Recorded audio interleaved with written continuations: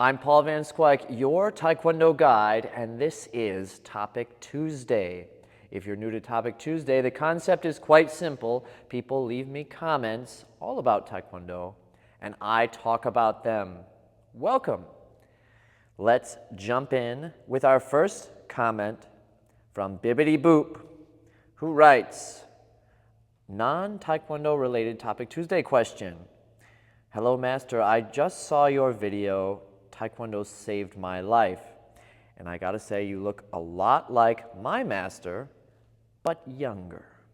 Don't tell him. Ha. And he also got lost in the forest when he was a kid as well. I reached black belt, and a year later, I left training. It was a huge mistake that I didn't see back then. I started playing video games, and I got intoxicated, let's call it, with them. But now I just realized or saw that I didn't want to see all this time, and I decided to go back to Taekwondo. Personally, I consider many video games art, and I think many of them are beautiful. But also, they made me lose a lot of my precious lifetime. How do you see video games? Is it art or just another product of another company? How could we make sure that today's children don't go through the same thing we did with video games? Thank you, Master, and have a good week. That's a great question, Bibbidi Boop. And for context, in the video he's talking about, Taekwondo Saved My Life, I talk about my teenage years when I had a sort of video game addiction where I got a sense of purpose through video games and how bad that was for my life and how much anxiety I believe it produced for me. Now, the problem is not so much the video games. The problem is that we live in accordance with the wrong principles, generally speaking. If we align ourselves with the correct principles, then a lot of these sorts of questions are answered automatically. Now, being a Christian, would recommend you align yourself precisely with biblical principles. If you're a little bit more secularly minded, though, I imagine a lot of these principles will overlap with what you believe are sound principles anyway, because these are principles that cross over into what we teach in Taekwondo. So, if we're already set up, attuned to living a proper life, I think we'll approach video games in a healthy way automatically. Well, let me start with this.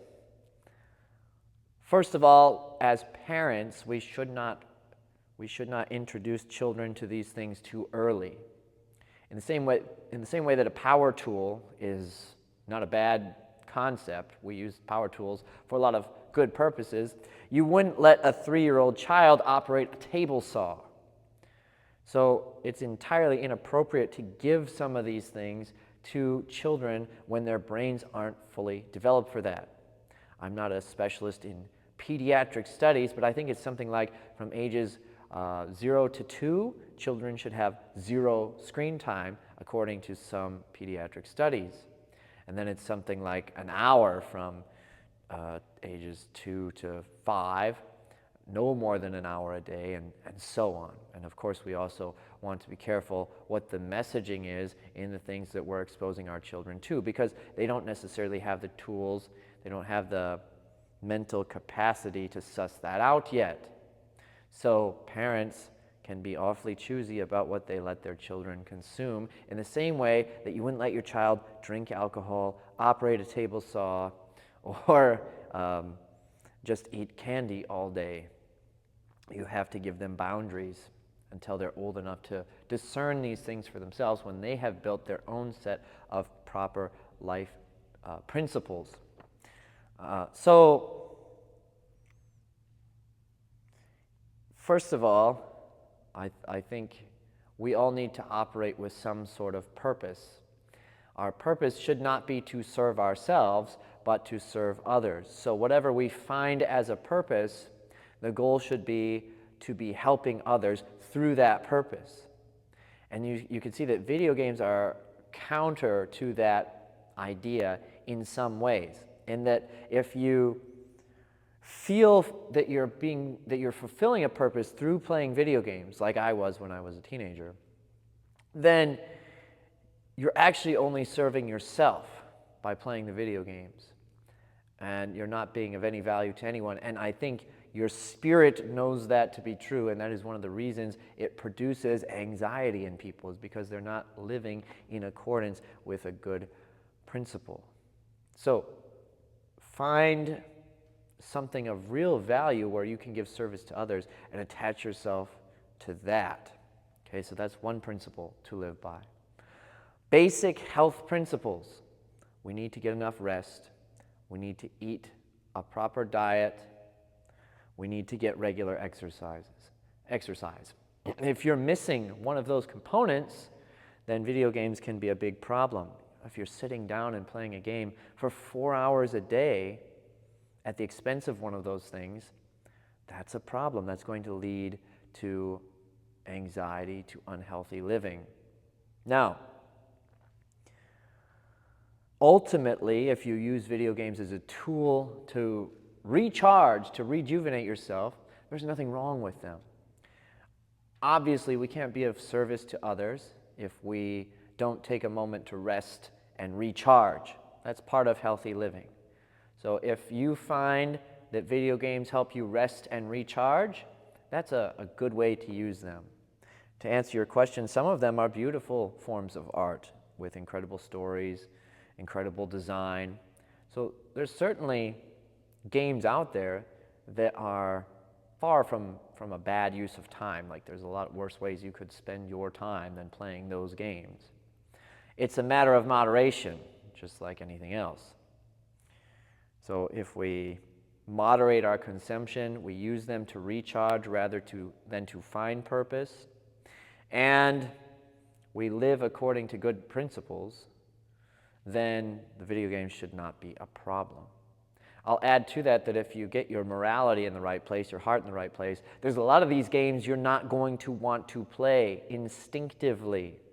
Just as if you start eating healthy foods, eventually the unhealthy foods start to sound bad to you. They start to look almost like poison to you, and you don't want them. But if you're just getting off of them, you crave them. The same is true of garbage content. If you get your mind and heart in the right place, you will instinctively reject those things. You will not want to put bad content into your brain. So again, it's about aligning yourself with the proper principles so that you don't have to struggle with being addicted to a video game or choosing to use the wrong types of entertainment to recharge, the kinds that hurt your brain. I think that's the real trick here. Moderation and aligning yourself with good lifestyle principles. All right, for the next question, we have Tusharbal Hala 5336. I probably said that completely incorrectly, but we're going to keep pushing forward. Hello, sir. Does traditional Taekwondo incorporate the use of elbows, knees, grappling, and locks? Well, if your Taekwondo training includes pumse, then yes. I happen to know for a fact, for example, that the Taegok pumse have all of these elements incorporated in them. Now, if you're only doing them in the air as part of your pumse training, you're only doing a very small amount of this type of training. But it's there. It is incorporated. If you want to take it to another level, you need to extrapolate it out of the pumse and put it into drills and play with it in a sparring format. And then you can develop those skills to a higher level. But yes, they are part of every Taekwondo curriculum if your Taekwondo training involves pumse. It's in the pumse. It just might not be a big part of what you're practicing. You might just be going through the movements in the air without necessarily even understanding what you're doing. But they are there. From Optimix 3988. Here's a question. Why do Taekwondo schools line up in rank order? I was told that traditionally it was to protect the master, but they may or may not be true for Taekwondo.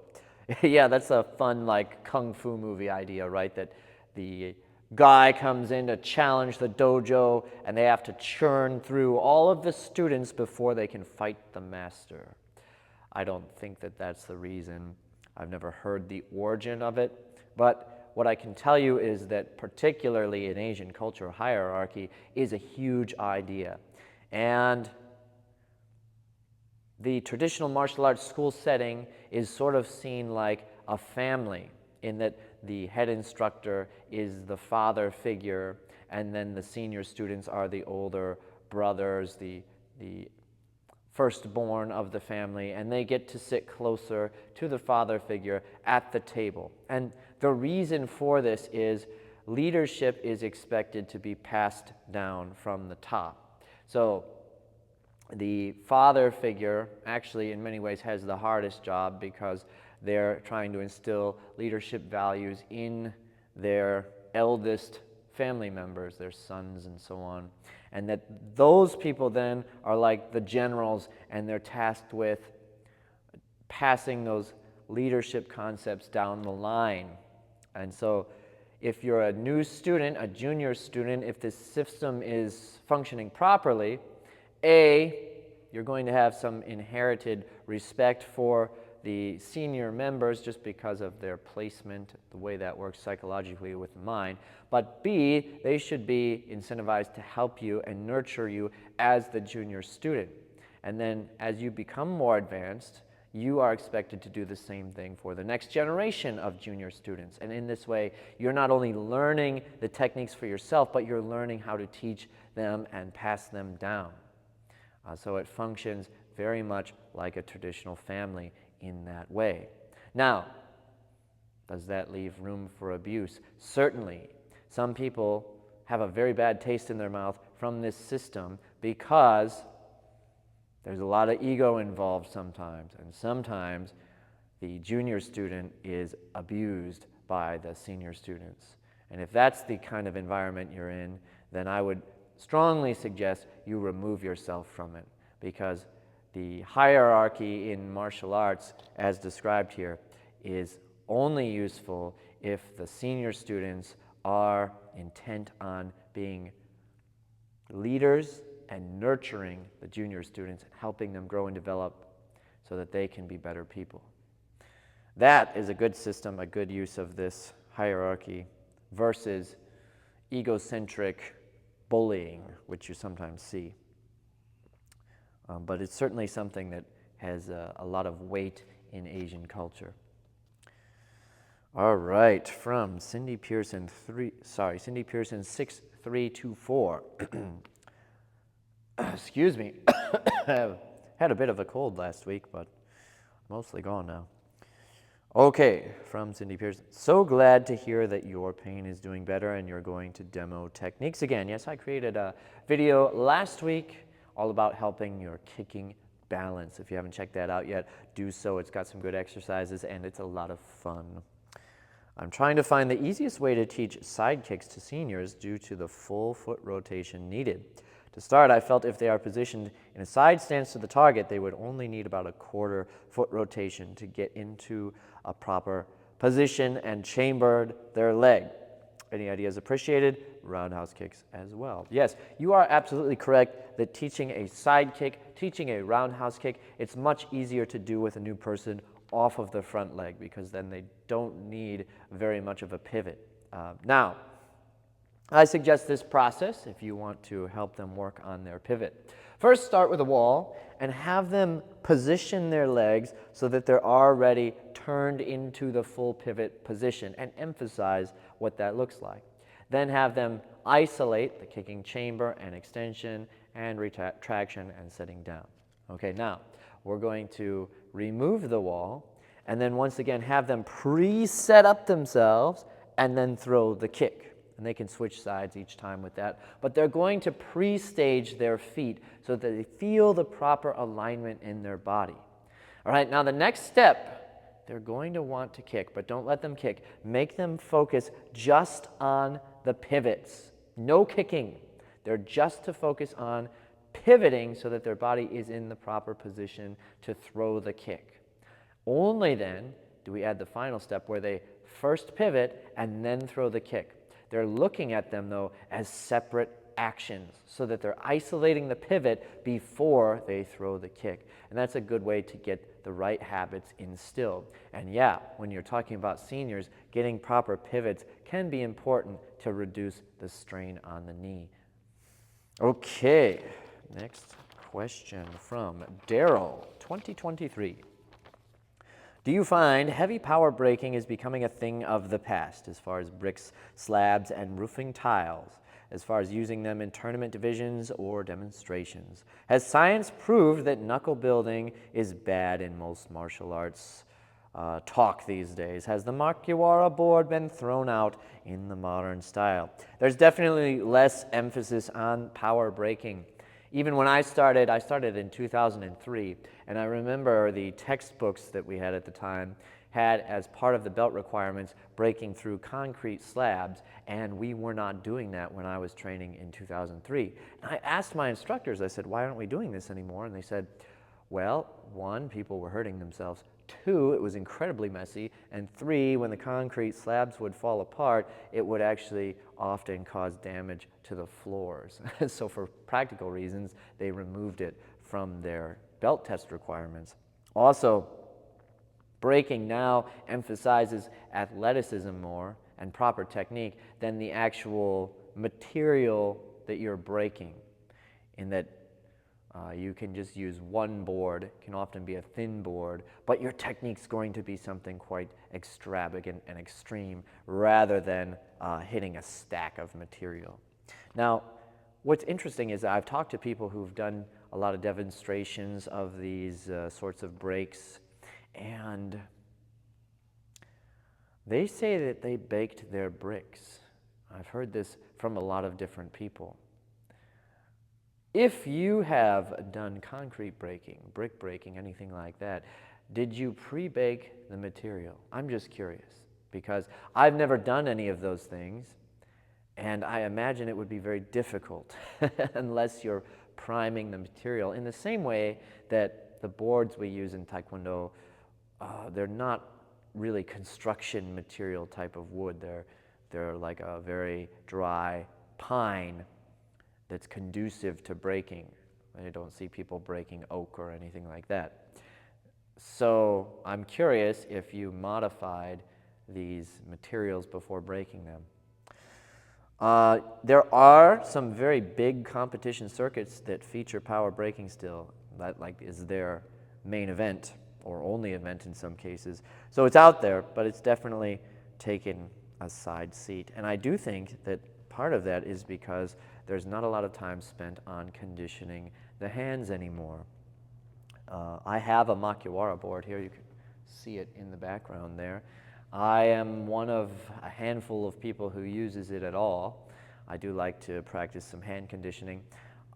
In terms of it helping you with breaking, I certainly think it does. It helps you build the protection needed to hit this kind of material without injuring your hand. And if you're not willing to put the time into doing that, yeah, I would not be engaging in that kind of breaking. Is using a makiwara bad for your hand? I don't think there have been the proper studies run on that to know for sure. I consulted a very good friend of mine who's a medical doctor. He's been in medicine for years and actually spent a large part of his career instructing other doctors. He's written many books. He said that it's not going to cause you any sort of long-term damage. It's just your body adapting to the trauma, and that it doesn't really have any links to arthritis or anything like that. I imagine some of that has to do with the approach that you take. If you're slow and you're methodical about building your resistance to the trauma, then I imagine it's not going to be too bad for you. But if you're injuring your hand pretty severely on a regular basis to try to build it up, I would think that that has a higher chance of leading to something like arthritis. But I don't think anyone has studied this in any kind of meaningful way. So I think the jury's out when it comes to whether or not this is harmful to your hands. I don't think it's very appealing to most people, so it has not been something that's kept in your regular Taekwondo training. And because people aren't spending time building their hands, then the power breaking has taken a back seat. I also know that some instructors say they don't want children seeing those kinds of things and trying it themselves and hurting themselves. So just one more thought to consider there. But yeah, it's interesting how that's evolved over the years. From JV Kanufan 8115. Paul, question for Topic Tuesday. Do you think Taekwondo would benefit from being dropped from the Olympics? Is the drive to appease the IOC, and by extension the demands of naive sports viewers, watering down both the sport and the art? This is a difficult question to answer. Let me give you my perspective as a school owner and someone who teaches average people.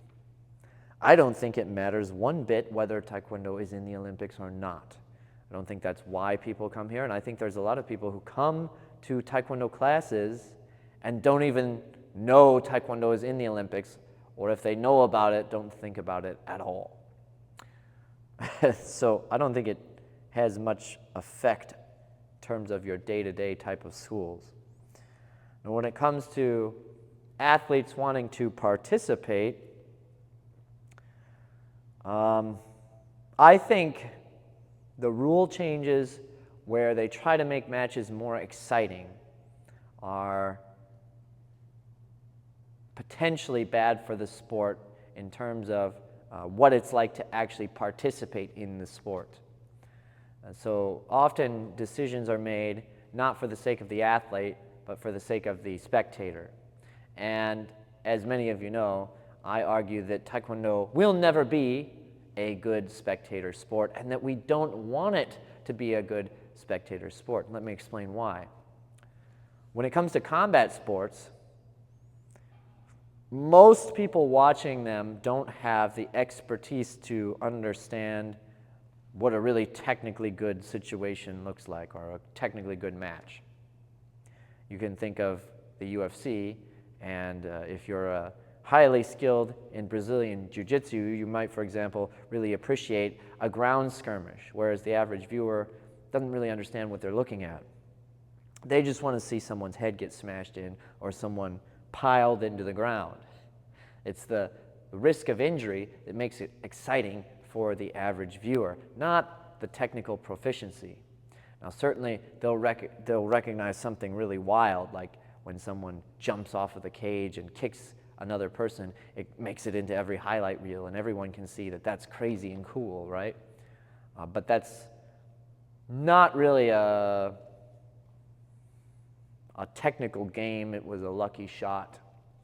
So trying to create a Taekwondo match that looks appeasing to your average viewer really just means increasing the risk of injury and the regularity of injury. To me, that's what that means. And because we're not about professional fighting, I don't think that is the right route. I think we want to work on creating an engaging sport that athletes enjoy participating in, where they can go in and they can try hard, they can work hard with each other, and they can come out basically uninjured as much as possible. I think that is the best route to take for the type of art we are. Now, if you want to do something that has a higher chance of injury, there are plenty of places you can take your Taekwondo and put it to effect in that environment. If you want to go do MMA, you can do MMA and use your Taekwondo. If you want to do kickboxing, you can go do kickboxing and use your Taekwondo. But my students have a hard enough time competing in Taekwondo. It's a pretty intense sport as is. And I don't think we need to increase the chance of injury anymore by worrying about appeasing spectators. It's not about the spectators in this sport, it's about the athletes. And I think if we make that our primary concern, that's going to be the healthiest for the sport. Whether or not that's what the IOC is doing, I'm not entirely clear on that. So hard to say as to how much the Olympics helps or hurts it. Again, from the standpoint of an average participant, I don't think it matters one lick. All right, from Old Movie Rob. I have a question that might have been covered, but what are your suggestions for folks who are tall? I'm 6'4", when it comes to fighting against shorter opponents. Thanks. Rob, you're not the one who needs coaching here. You've got all the advantages. If you're tall in Taekwondo, you've got everything working in your favor. I should be coaching the shorter person. No, but in all seriousness, you want to use the full reach of your body at all times as much as possible. So you're going to keep them away with your side kick. You're going to regularly be working that front leg at full range, so that means you can hit them, but they can't hit you. You're changing from body to head. You're making it very hard for them to predict the trajectory of that leg, and you're keeping them at bay the whole time. Think about it. Your leg is so much longer that if you keep them at that range and keep picking at them, there's pretty much nothing they can do to you, because at that range, they can't touch you. Now, if they get in close enough, like the range where they can put their hands on you, they might be able to slip in those short kicks, short roundhouse kicks to the body, crescent kicks to the head. This is the range where they can likely be the most effective against you, where they can touch you, but you're going to be so close to them that your leg length is actually a detriment. So you want to stay out of that range, and if you get into that range, move into a clinch as quickly as possible so that you shut down their opportunities to work in that range. Then you move back to your range and pick them apart from distance. But again, really, you've got all the advantages by being the taller one. From Keisha, TKDNP. Interesting, so the carnivore diet decreased your inflammation. Yes, if you haven't heard, it does help. It's not a cure, but I'd say it gives me around a 40% decrease in inflammation when it comes to an injury I have in my hip. I'm glad you're feeling a little better. Looking forward to your technique videos. As far as the senior sparring, I think it should be more encouraged, and I don't know about doing it in my 60s. Although I love the sport so much, I might keep doing it. I tried to find a tournament for my age group, and I guess I'm a senior too. I'm 35, and they had my class category under senior. I don't know how to feel. But there aren't much sparring for females, and they don't let me compete against the guys. Do you think that will change in the future? These tournament places keep trying to get me to do pumse competitions, but I'm better at sparring. Also, thanks for reading my question last week, and I will test sparring drills with full gear on because I feel slow and weighted down when I spar with gear on versus gear off. Yeah, let me know how that goes. In terms of getting competition at your age, it is very difficult. My wife is 34, and she competed a lot during her 20s, and even then, it was sometimes difficult to find competition. And now it's basically either, you can go fight this person that's a foot taller than you and 22 and just got done with the Pan American Games, or we can do an exhibition round with you and some 60-year-old, right? Not quite, but it is difficult. Often you will find you will go to a venue and not really have a good matchup. Really, the only options are to travel a lot, and I mean going to different states to compete. Yeah, I think a lot of people scratch their competitive itch when they're younger and don't have as much of a need for it in their 30s. And so if you enjoy competitive sparring, it is really hard to find people to compete against, even in your 30s. And it gets harder as you continue to age. And I don't think that will change. That is the nature of humans in general. Just generally speaking, people tend to compete less once they get out of high school, once they get out of their early 20s. There are some rare exceptions, but generally speaking, people tend to compete less, especially in stuff like combat sports. People who compete tend to do things like running marathons, things that are just based on their own performance, something more akin to pumse. For whatever reason, that just seems to be how humans are wired. It could be a biological thing. This is purely a hypothesis, but think about it this way. Once you enter the age of basically being a parent, whether you are or not, your mind would reasonably shift from pushing yourself to see what exactly you can do, who you are in the world, into more of a preservation state, because you're now a provider for another human. Whether, again, you're a parent or not, I would imagine we're wired to become more reserved as we hit the ages of parenthood, because you don't want parents who are doing high-risk activities potentially leaving their children in a state where they can no longer be cared for. Now, obviously, that's not necessarily what would happen to you if you're competing in competition sparring, but I think it does flip a switch, and that's just my hypothesis, and that people engage less and less in these type of things once they hit that parenthood age, because they switch their mindset to being more of a caretaker rather than being the warrior going out into the world for exploration, right? All right, from Jason Miska 1218. Hello. I struggle with combo kicks that start with a jumping kick. I struggle to stay off the ground long enough to properly throw the second kick. Can you please recommend ways to improve? It's hard to judge these things without seeing you in person, but generally speaking, work on lifting your knees up as high as you can when you do that first jumping kick, so you create as much space between you and the ground as possible, which will buy you the time that you're talking about. So practice at the same time lifting both your knees up to your chest, and then try kicking from there and see if that helps you out.